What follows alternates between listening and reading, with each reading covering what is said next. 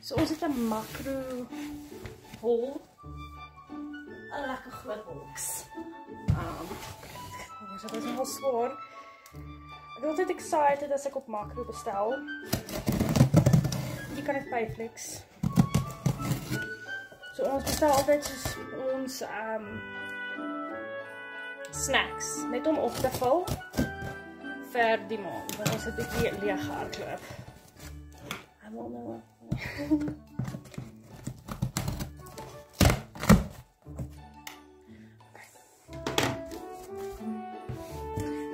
Uit op die bed sit.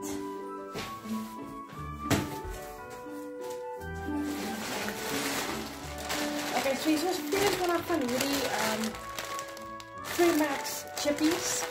Dit was ons gekoop Mentos mints. My dogtertjie loved it. Hier is my midnight snack. Ek het Mees. 2 bokse Tinkies. My man is mal dol oor. Smarties.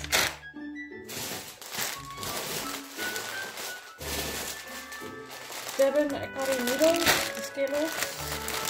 Al die Kellogg's. Chicken en beef. Chocolate chip cookies wat ons het in die cookie jar gaan gooi. Chomps. 2 bokse popcorn. Dit is die butter een van Jumpin' Jack. Mentos Incredible, ek weet nie so duidelik Mentos Incredible Chews en dan smoothies. 2 6-pack juices van my dogtertjie. Dan hierdie morning biscuits. Klaar hierdie, ek het baie lank vasgehad.